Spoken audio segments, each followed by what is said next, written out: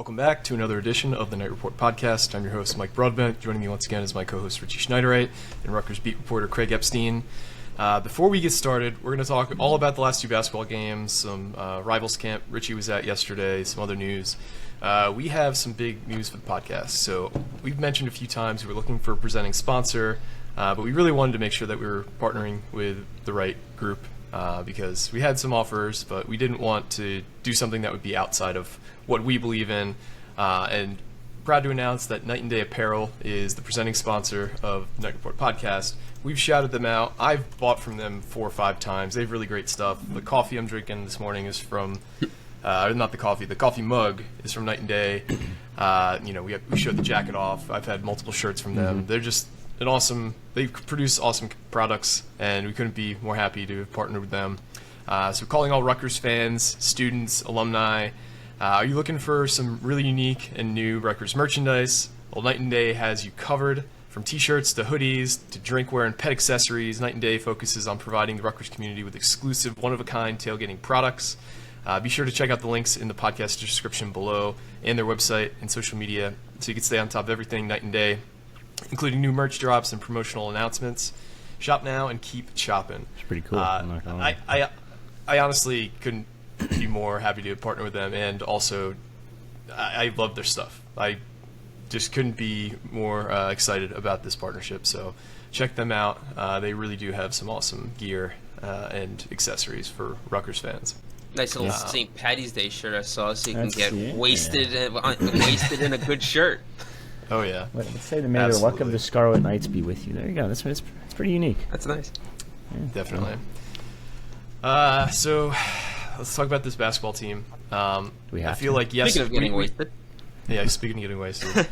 I spoke about how I thought the team really bottomed out against Penn State. I might have spoken too soon. I feel like yesterday was the worst performance by Rutgers basketball team in a long time. Just factoring in the personnel we had available to us. I know we're banged up. Every team's banged up in February. But to go out there and put on the type of performance they did against a team that you beat on the road 3 weeks ago. It's not like we played Maryland in December. We beat them in February. And we lost to them at home by 17 in February. We kept them under the speed limit. You know, the big Pikel speed limit, 65 miles per hour. We kept them under the speed limit, and we lost by 17 points. Yeah. Craig, what's your high-level thoughts on how yesterday's game went?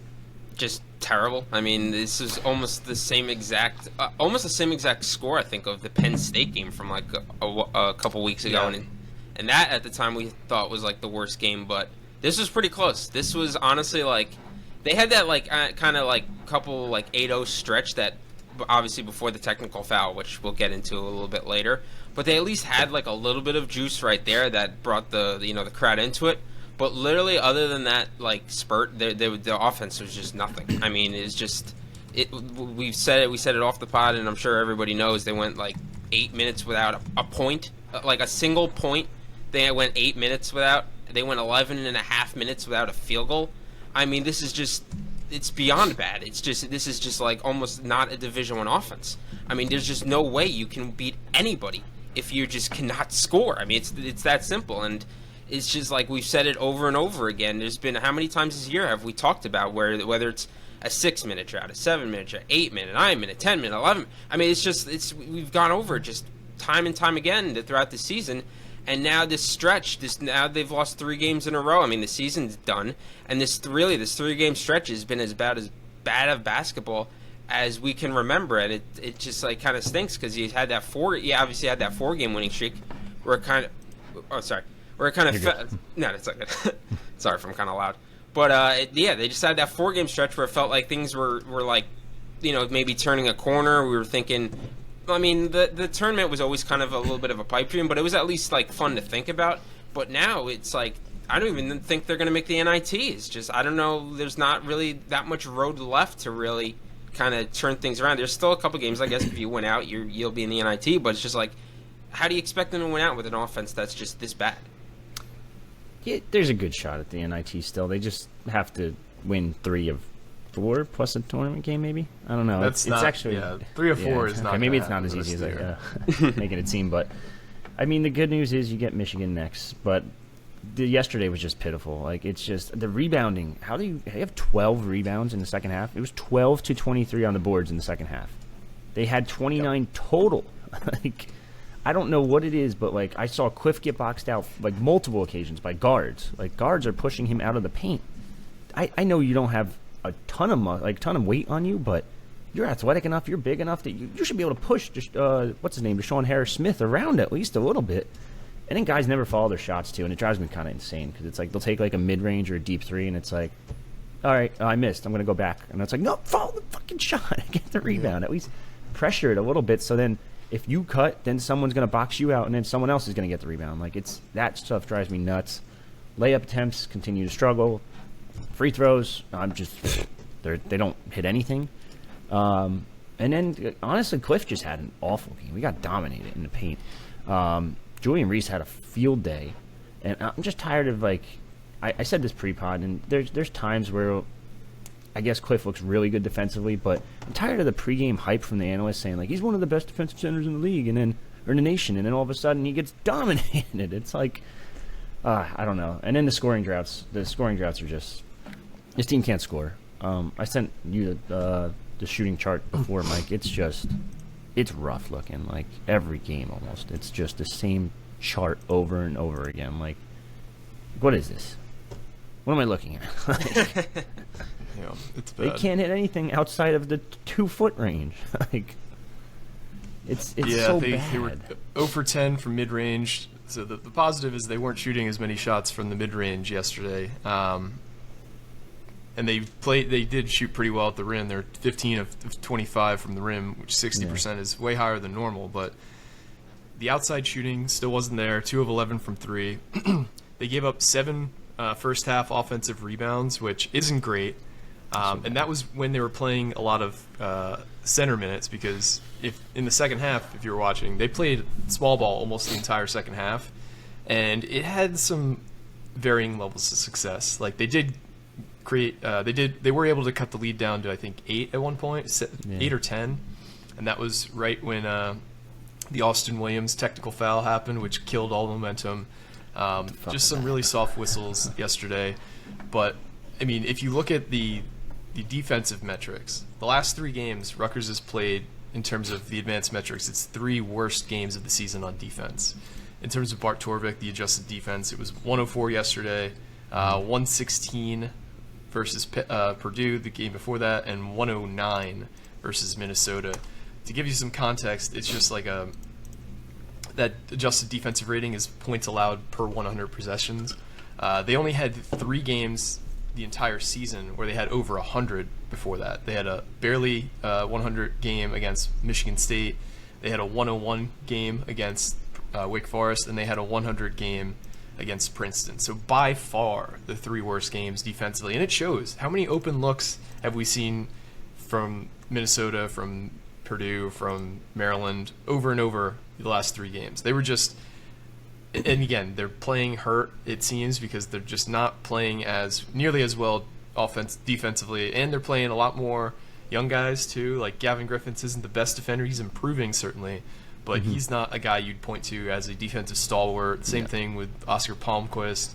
Same thing with Emmanuel Ogbol. Same thing with Austin Williams. Like, a lot of these guys aren't really defensive first guys. They're scoring first guys, and I get it. You had to play a lot of them yesterday to try and get back in the game, but it's just Steve Peichel has very limited options right now, and you could say that's because of getting screwed by Cam Spencer and Paul Mulcahy late in the process, and there is an element to that, but ultimately you got to figure it out as the coach.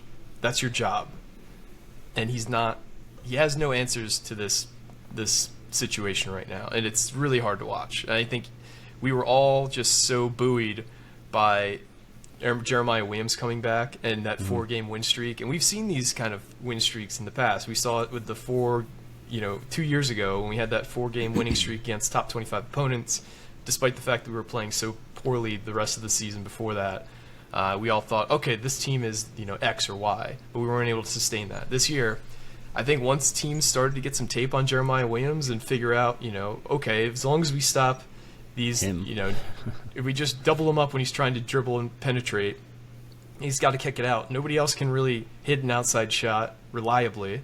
So why not just like stuff the paint? Because the main two offensive weapons we've had when we were having success was, Cliff getting one-on-one matchups or alley-oops, or Jeremiah Williams, getting by his defender, or just being a savvy veteran and, having a guy jump at the shot fake and taking an easy like 4 to 7 footer inside the paint.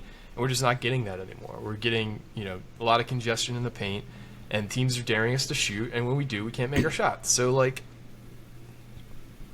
when you have no ability to have a plan B on offense, and the plan A isn't that great to begin with, you just got to question, like, where is the repeatable offense on Rutgers? Where has it been? Because it hasn't been there. We've succeeded primarily when we have, these iso ball dominant guards that are able to kind of create their own shots in Gio and Ron. Even Paul, even though it wasn't pretty at times, he was able to play that booty ball back down stuff, and certain games it worked, a lot of games it didn't. But we don't really have that kind of guy outside of Jeremiah Williams right now. He only can do so much, and the supporting cast has kind of let him down. So a lot of this is a long-winded way of saying, like, we're not a super talented offensive team, and anybody who's watched this team all season knows that. But the defense is starting to wane, and when you can't play defense and your offense is this bad, you're going to see these blowouts. You're going to, we got beat by almost 30 points at Purdue. Last year we won at Purdue. Mm-hmm. We lost by 17 at home.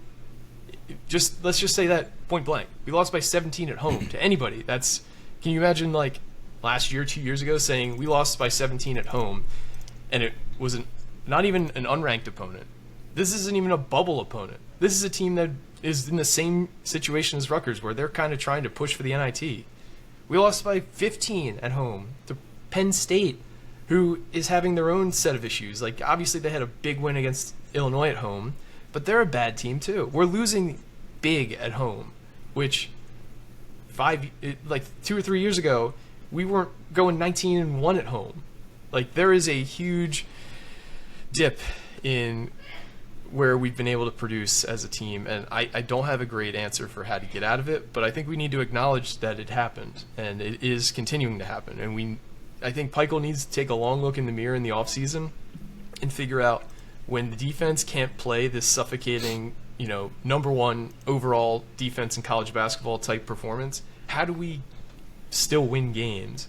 Because if we're not playing that kind of defense, you've seen it the last 3 games, we're getting dog walked. We're losing every game by double digits. So yeah, we're gonna have some great players individually next year in Dylan and Ace, but we can't expect them just to roll the ball out there like AAU and just kind of go get your own shot, because while it is going to work a lot of the time, you're still going to run into situations where teams have 2 really good defenders, and they're going to stifle Dylan, they're going to stifle Ace, and you're going to need to find ways to create offense, whether that be, running plays that actually get guys open, or, I don't have a great answer, like I said, but Pikiell needs to figure it out, because we can't just expect them to just, do this ISO crap consistently and create our offense and run our offense around that, because it's not going to work. Yeah, I was going to say, I mean, we talked about where a freshman, at some point, like next year, as good as we think it's going to be, they're probably going to hit a wall at some point where it's like, God forbid, one of them gets banged up and maybe has to miss a game or 2 or whatever it may be, and then they isolate on the one other guy. It's just like, if you think next year is just going to be, the rose petals are going to be falling out your feet and you're going to, dance your way to the Final Four, it's not going to happen. That's not how college basketball works. The season's too long. The Big Ten is too brutal. I mean, at some point, these guys are gonna hit some kind of struggle. So it's going to be about, what do you do? And it's just, we're going to have to figure out what is the answer. And as you said, there hasn't been repeatable offense here. You gotta find something that you can just go to. Like, with this offense, like, if you look at it, it's like, what are they good at? It's like, not much. Nothing. To be honest. They're not good with free throws, so that takes away your ability to really drive to the lane and try and get fouled. They're not good at they're not very good at layups, so that's another problem. And obviously, we've talked about over and over again, this is not a good shooting team. So it's just like, just skill wise, philosophy wise, it just has to change. And even if next year is the Dylan and Ace show and they're awesome, fine. But as we think they're going to be one and dones. So what's the answer for next year and the year after? You know, it's just like so you have to do something that not only really supplements you now, but sets you up for the future. And I mean, what better? And if you look, like we've talked about the offensive coordinator. Well, I mean, this is the perfect. This is the perfect time to go get one because whoever it may be would love the chance to work with an Ace and Dylan and set themselves up for the future. It's so tough. Like you said, this offense is so bad. It's ridiculous. I'm looking now. Like Ken Pom has them. I know everyone hates Ken Pom now because Michael said he hates Ken Pom, but effective field goal percentage is .356 in the country. They're shooting an effective field goal percentage of 43.6. You know how many teams there are in D1? 362. 363. 363. Maybe it is 363. Maybe I read that wrong.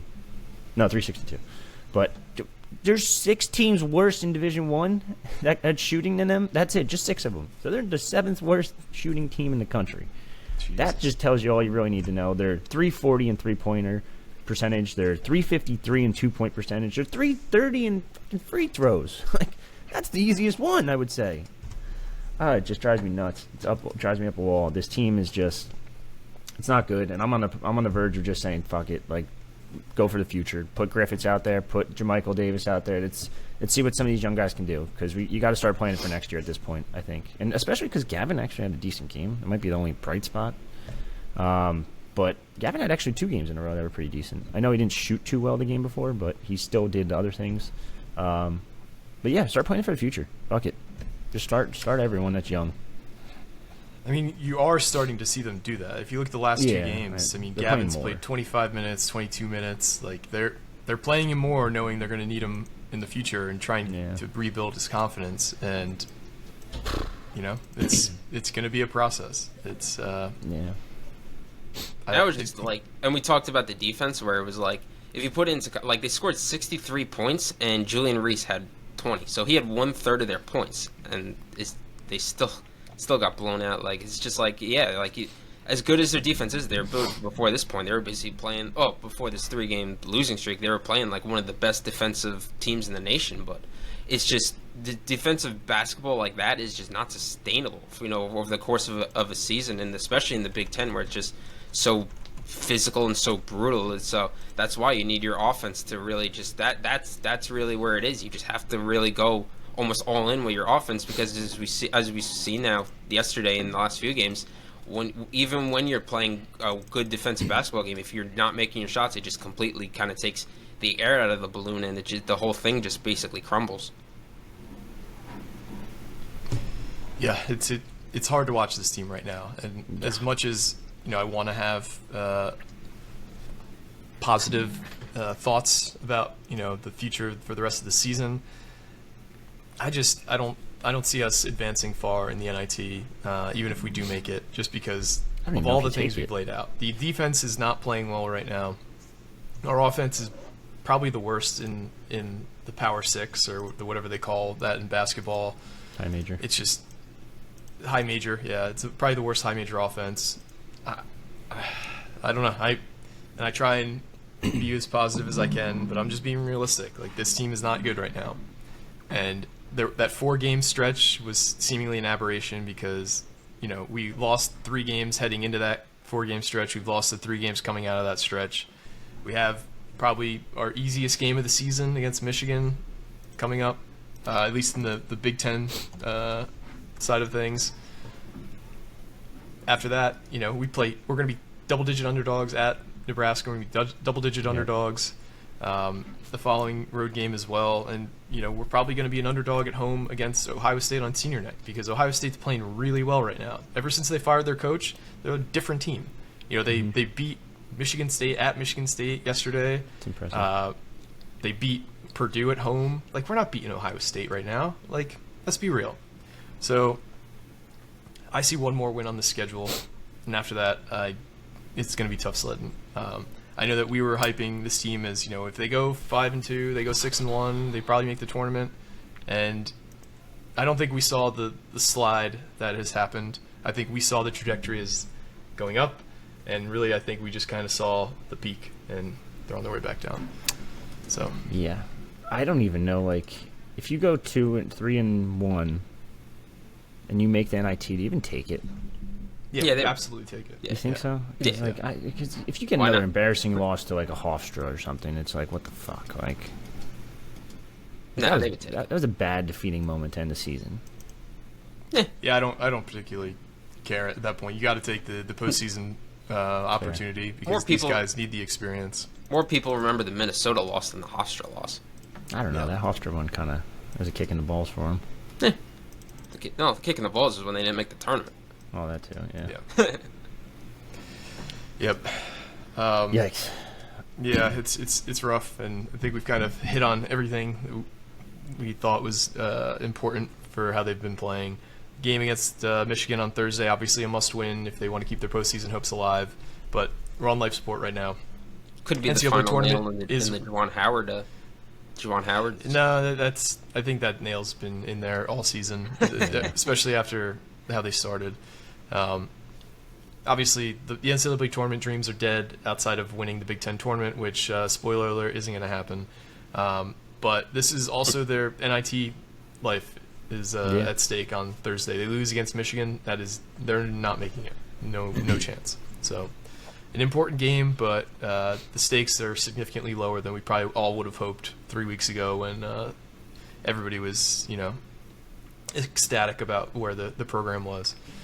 But that's college basketball. Things can flip that quickly. But I find it crazy how they went from having like 0 techs like all season long to like they have like Oh, yeah, we didn't 7 talk or about that. 8 in the past like 4 Yeah, we didn't even talk games. about Like that. The great job from the Big Ten officiating handing out technicals. that was the worst tech I think I've ever seen in my entire life. Like that was a bad one. Like I'll You're play talking it about the on- Austin Williams one, right? Yeah, Or- I'll play it on here real quick. The Yeah. Malott Mag one I feel like was kind of Yeah, because I could see they were getting shoved kind him, of they were right? getting because Derek couldn't hear the whistle, so they kept playing, and then the Yeah. guy went up to they got a little chippy, and he kind of shoved him. But this was embarrassing. this was just bad. Like what am I Sellout looking at? crowd of 8,000 coming to life. Scott. Blocked away. I don't care what he said there. Yeah. Like he'd have to say like the worst thing in the world. I think he just said like "fuck yeah" or something like that. Like I blocked you. Like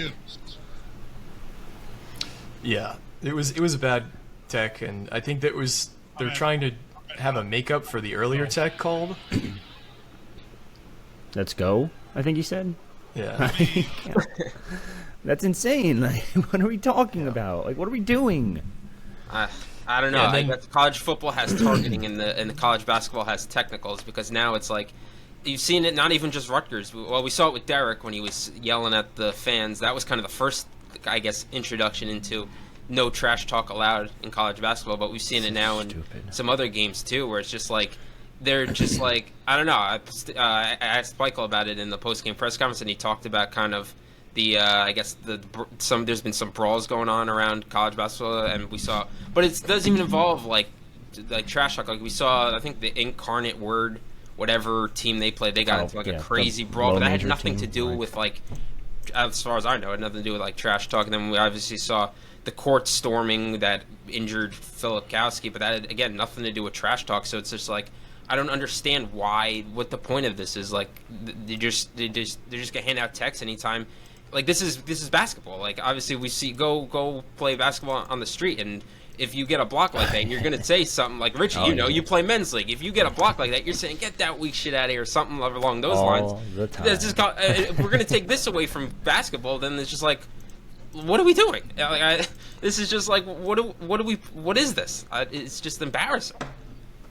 Yeah, and if you're going to call stuff like that, call it every time it happens. Like 3 plays later, I think Julian Reese had that put back, and he just like was unleashing on the crowd and the players around him. So like you're going to let him MF the crowd, and Austin Williams has a block and says let's go, and you're going to tech him up. Like just call it. Like that's the one thing that is so frustrating with refereeing, because like the tone is typically set within the first 5 minutes, and you realize, okay, this is how the game's going to be played. I can adjust my play, or I can be careful to not do X or Y. But when you're inconsistent and you're just surprising players, it's like you're going to call it now, but you're not going to call it then. You can't adjust to that. So if you're going to call it, That's fine. Do it the entire game that way. If you're not going to call it, don't call it when you think you need to make a comeback or make a makeup call, because that's crap. You can't, like, as a player, you cannot adjust to that, and you can't anticipate that. And so if you're going to be a bad referee, be a consistent bad referee. Don't just decide to do it in one moment or another. That was my main issue with it. But anyway, let's move on. If you got a final thing to say, just drop it. But otherwise, I'm done with it. Fuck the Big Ten refs. Which is weird because I saw the officiating crew going into this, and I didn't really recognize their names. I was like, oh, this must be a pretty good crew. I was like, oh, nope. Name one good Big Ten ref. You can't. It's not just this game, and it's not just Rutgers games. Like, they've just been ass all season. They're just not good referees. Yeah, you saw Gio and Ron tweeting about it at the game because they were both there, and they're both just like unloading on Big Ten refs. And I'm sure that they're tired of dealing with it from being players in the Big Ten. This has definitely got to be some type of like decree from the big higher ups though, because as I said, we've seen this around other games. This isn't just Rutgers. We've seen this other games, and like again, it's like you're gonna give it a T for a guy screaming like "Let's go!" Like what? Like what? Like what is this? Yep. Joke. Yeah, it's bad, but it's been bad for the entire time that we've been in the Big Ten. It's just I thought it would be getting better as they got some of the older guys who were refs that were thorns in our side, like Bo Borowski and others. But no, they've only gotten worse. So I don't know. I guess that's a be careful what you wish for, because it might. You're not guaranteed things will improve when older refs retire. Yeah.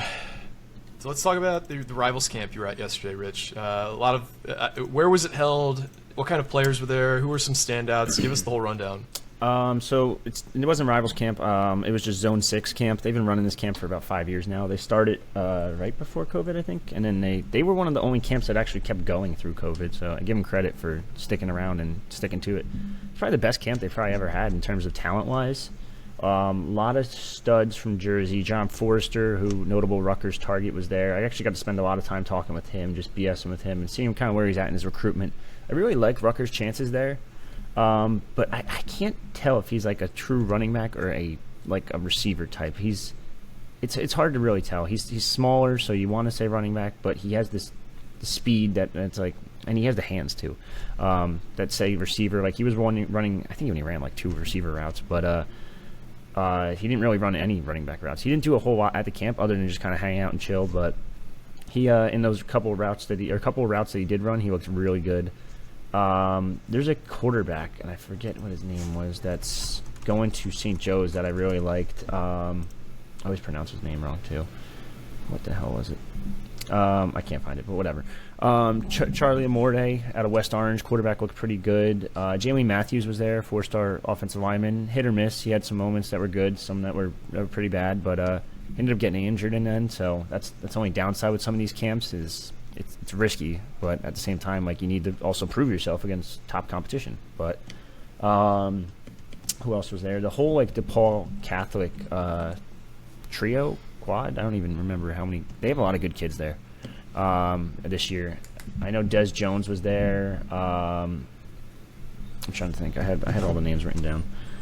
I have to go back through some of the film. I just take video of just every single rep basically, and then just go back and rewatch, and it's kind of time consuming, kind of annoying, but yeah. No, there's a lot of good kids there. I was pretty impressed. A lot of younger kids, too, that are starting to stand out. Like, there's this kid that's going to St. Peter's Prep as a wide receiver. He's like 2027. That was interesting. There was one kid, actually, who intrigued me a lot. He's currently at, Morris Catholic, I think it was? Eric Edelman. He's a linebacker at Morris Catholic. He's a 2025, but there's a chance he could reclass to 2026. If he does that, I would keep an eye on him. He plays for a really, really bad team. No offense to them, but they're just not good. He had like 120 tackles or something last year, and wow. He hits like a ton of bricks. He's not supposed to. Sorry, and like something's gone wrong. Is that me? Please try again. That was my phone. Yeah, sorry. I didn't even hit Siri. Anyway, but yeah, no, he's a really good prospect. I'd keep an eye on him, especially if he goes to like one of those Connecticut prep schools. I think he could blow up big time. But yeah, no, it's just a really good camp. A lot of Jersey kids. Mostly North Jersey. Jermaine Kinsler came. He's one to keep an eye on, 4-star. obvious connections to Rutgers. His uncle also runs the Lifestyle Sports Agency for the football side of things. So what's his connection to Rutgers? Because I'm not aware of what it is. Latish Kinsler's nephew is Jordan Kinsler, who's on the Rutgers football team as a walk-on. Latish Kinsler was the advisor for Kaj Sanders and someone else. I can't remember who. But he's kind of like the guy of the guys in the Big North. Like, okay. if you're a notable kid and you have an NIL advisor, that's the dude. So it's definitely a good connection to have. We actually talked a little bit about Kaj. He said Kaj is packed on some serious muscle. So I wouldn't be shocked if we saw a lot of Kaj Sanders this year for Rutgers at least. But I thought it was a pretty good camp. All things considered, it's winter, it's Jersey, and usually most of these camps are going to be held down south. And I'm a little disappointed because I didn't get to see Derek Zammit, who's a big Rutgers quarterback target in 26. Because he was at one of the Florida camps or something. But we'll see a lot more of these camps over the next couple weeks. I know I'm heading down to Charlotte in a month or 2 months. Heading down to Miami for a camp on a weekend. So Cam Newton's camp's coming up in Jersey. So there's going to be a lot of Careful lot of camps. that one. I had to mention that one a little bit. But it's going to be interesting to see if anyone tries to sneak Cam Newton in Jersey. But probably not, if I had to guess. If they're smart, they won't. Yeah. Guy's a dog. You also mentioned off the pod we have a lot of visitors upcoming in the next month when spring practice starts. I said next month technically, but it's next like, month. Yeah. It's like a little leeway there. Late March, early April. Yeah, the most notable one that we've confirmed so far is Torrin Petaway, defensive end out of Middleton High School in Wisconsin. Sounds familiar because it is familiar. It's the same high school that Carter Cadow and Sam Piloff went to. Rutgers has built a really good relationship out in Wisconsin. Wisconsin produces a lot of talent, and it's a state that Rutgers I don't think has ever hit before, at least in the Rivals era, which dates back to 2002 for our database. So it's interesting to see them kind of hit that Midwest section a little bit more and more each year.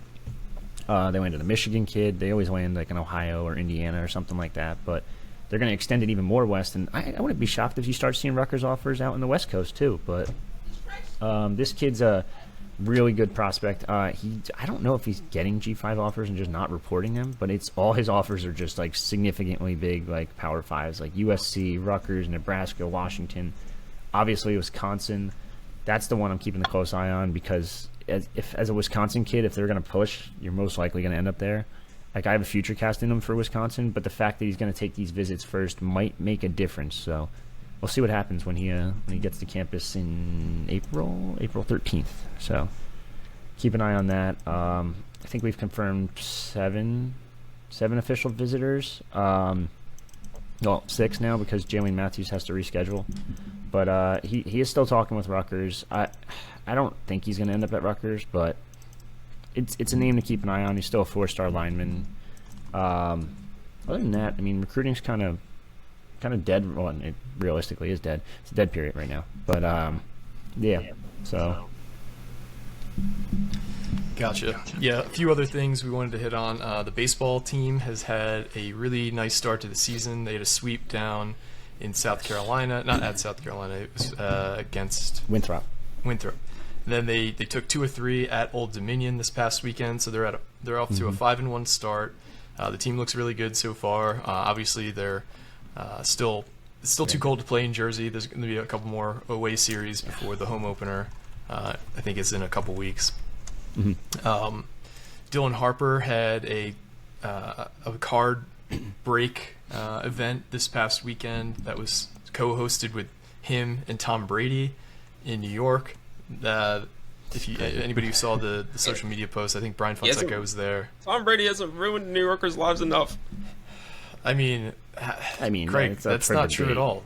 Yeah, that's the Giants. opposite. Yeah, the Giants. I mean, you might be thinking that exclusively as a Jets fan who wakes up in cold sweats once a month with Tom Brady dreams. But Giants fans, I don't think they had their lives ruined by Tom Brady. I'm good. But I don't like the way this conversation is going. Well, you took it there. So obviously, it's great to see Dylan Harper headlining events with Tom Brady. That's a huge honor, and it shows you kind of where he stands in terms of the overall big picture of young basketball players right now. Yeah. So that's all I had. Anything you guys wanted to hit on before we head out today? Did you want to mention the Scarlet ticket? Yeah, that's a great idea. Oh yeah. So if you were around last week, we had been teasing it for a few episodes about the big announcement with the Knights of the Raritan. They have a promotion right now. It's called the Scarlet Ticket, which actually just had another program add season tickets to it. So the way it works is that you have to be you can't be a one-time donor. You have to be a monthly donor to the Knights of the Raritan. And depending on how much you give, you'll have more entries to the Scarlet Ticket promotion, which will give you premium season tickets to now 5 programs at Rutgers: men's basketball, women's basketball, football, wrestling, and now men's lacrosse as well. So you'll have premium season tickets and parking, season tickets for 2, and you have to be a member. I think the $10 level has 1 entry, $25 has 3 entries, $50 has 5 entries, $100 has 10 entries, and so on and so forth. So the higher your membership level, the more entries you'll have. You have until, I believe, March 6th to enter, if I remember correctly. I think so. It's the day of the last home game, whenever that is, the home basketball game. So you have until the 10th, I believe. You have until March 10th to enter. And let me just double check that so I'm not speaking out of my ass here. No, it's a 10th. Okay, so you have until the 10th to enter, and the drawing will be held in May. They have to, I forget the logistical reason, but the drawing will be held in May. And it's a great cause. I feel like it's definitely the most ambitious thing they've ever done. There is no collective in college sports doing anything like this. There are several collectives who are going to steal this idea, from what I've been told, and do it in their own collective. So big ups to the Knights of the Raritan for continuing to innovate in terms of the world of NIL collectives. And if you haven't entered this, like it is, I think the total value is over $15,000 for this promotion. So you literally aren't going to get a better bang for your buck for a $10 a month donation, and you're helping all the Scarlet Knights athletics programs. So big time opportunity for somebody out there to win some awesome season tickets for Rutgers. Wow. And it's going to be arguably the best year in Rutgers athletics history next year. It's shaping up to be, in the very least. Yeah. I would argue that value might even be higher, because you could sell the football tickets technically if you want to, because they're going to be good. They're going to be really good. You could sell the you don't want to basketball advertise tickets. to sell I'm the just tickets. saying. No, but you get more signups that way, I bet, though. So, hey, it's a win-win technically. If I advertise, hey, you could sell the tickets, you have the right to do whatever you want with the tickets. I should say that. If you want to sell Ace Bailey's first game at the rack, you want to make a couple bucks, hear me out. Sign up. It's that simple, but it's a great idea. And I watched Wonka last night, and it kind of gave me Scarlet Ticket vibes, you know. Wait, which one? The one with Timothy Chalamet? Yeah, it was actually pretty good. It was good? I thought it was really good. Interesting. It hit the heartstrings a little bit, because it starts explaining how they come up with all the songs and stuff from the original, and I'm like, wow, it's kind of like, ooh. Yeah, I heard it was pretty good. Tearjerker. I remember when I first saw the trailer for that, I was like, they're really doing a Wonka origin story, and I was like, I was skeptical, but I've heard it's actually good, so you have to check it out one of these days. One other thing I wanted to mention before we sign off here. Hear me out on this one. If Nebraska football can have a dunk contest at halftime, I'm trying to watch Holland Pierce in the dunk contest. I want to see it at the rack. They got to make it happen, right? Like, is it too risky, you think? Probably a little bit, yeah, but it's probably not the best idea in the world. But the Nebraska one, like, there's guys doing 360 dunks. There's guys doing, like, this guy almost dunked from the free throw line I just watched. Like, it's kind of impressive. It would probably be better than the NBA dunk contest with Jaylen Brown jumping over Kai Cenat sitting down. I mean, that doesn't get your heart pumping. I don't know what will. It seems like it might be a little risky to put these guys on a basketball court, like the most injury-prone surface ever, but... Hey, bring back Noah Vedral. I mean, he played basketball, right? You're right. He did play for Nebraska. It's just an idea. Just hear me out. If you need a halftime performance for Ohio State or something like that, there you go. And if you need a legitimate halftime performance, lower the rim. Me and Craig will show up, and we'll see what we can do here. Yeah. I mean, Oh man, I'd the have last to thing we need is a Tom my Segura-like spot. injury for somebody though. Oh, okay. Oh, but it would be entertaining compared Oh to yeah, that would be very possibly entertaining. what they're watching. Oh, jeez. But We're going off the rails. Thanks it is. everybody once again for listening. Thanks to everybody who rated and reviewed during the Gnome contest. We will have another contest that will happen right around spring football time. Richie has another, I think, even better prize to give away. Better. So just want to tease that a bit. We'll start putting that out there in about a month. But for everybody, this has been another edition of the Knight Report podcast. Signing off.